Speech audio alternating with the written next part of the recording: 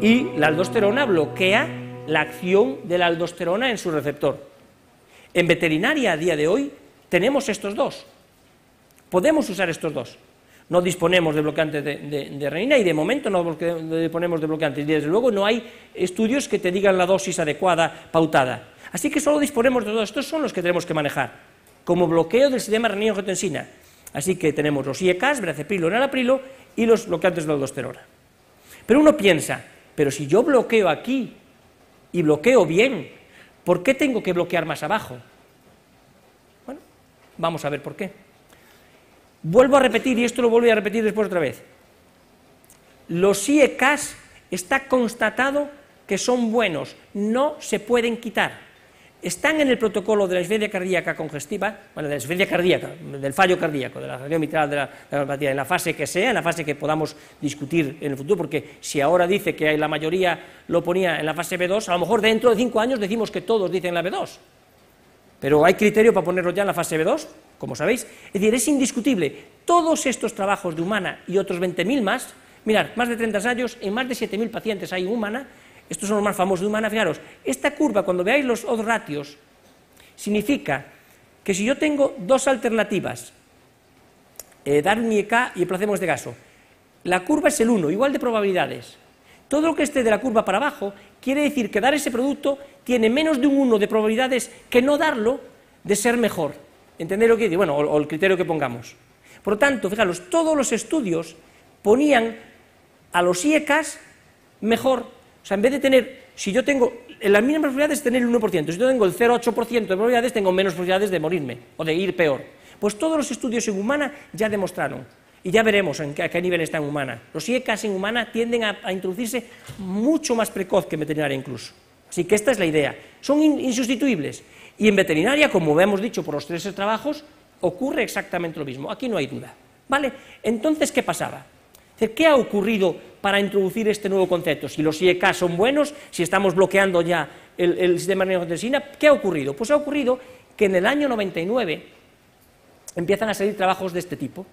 Este fue un poco el primero que destapó. La cuestión es que varios pacientes ya con fallo cardíaco, hay que decir que el 90% ya tenía puesto IEK, se les daba además un bloqueante de los receptores de angiotensina 2, un ARA2.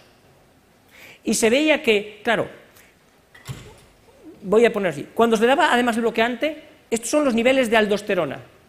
A las pocas semanas, obviamente, bloqueamos el sistema renina-angiotensina a niveles superiores, aquí, por lo tanto, baja la aldosterona, todo correcto. Pero si seguíamos teniendo paciencia y midiendo los niveles de aldosterona, ocurría que en un porcentaje alto de pacientes, a las 43 semanas, eso es casi al año de edad, de mantenimiento, ya volvían a estar altos los niveles de aldosterona. Fijaros que aquí hay unas curvas que ni siquiera bajaron. ¿Por qué? Porque como ya llevaban más de un año tratándose con IECAS, este fenómeno ya había ocurrido en el 90% de los pacientes. Por eso no ha habido, visteis que aquí muchos no cambiaban, solo el que se le añadía el bloqueante de los ARA2 volvía a bajar la aldosterona. ¿Y qué volvía a ocurrir? Que volvía a subir. Fijaros, bueno, este es un trabajo. Pero en la curva de la pirámide de la medicina basada en la evidencia están los metaanálisis. ¿Qué quiere decir? Que gente que sabe recoge todas las publicaciones, las analiza y saca conclusiones mucho más sólidas porque coge todo lo que hay. Pues este hombre cogió 190 artículos que había sobre el escape de aldosterona. Leyéndolos bien, vio que de 190, 182 había que desecharlos, para que veamos cómo está la ciencia. Pero 8 eran muy creíbles y tenían datos sólidos para decir, y esto lo puedo poner, y de estos 8 tengo estas conclusiones, ¿vale? A veces la ciencia tiene estas cosas.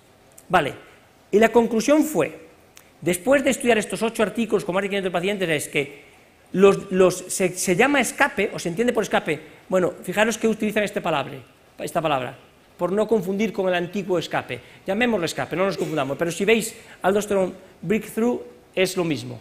Es el escape entendido como escape de aldosterona, ¿de acuerdo? Vale, ahí no me voy a liar para no explicaros qué consiste el otro escape. Vale.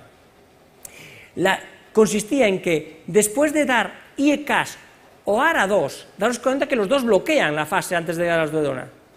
En un porcentaje grande de pacientes, no en todos, pero un porcentaje grande, aproximadamente el 50%, iba a haber primero un descenso de aldosterona, es lo obvio, y luego una recuperación de los niveles de aldosterona. En el 10% ya a los 6 meses, y en el 50% a los 12 meses, pero en algunos casos, de estas, digo que incluso en 1 mes y medio ya había este escape de la aldosterona. No en todos, era esto.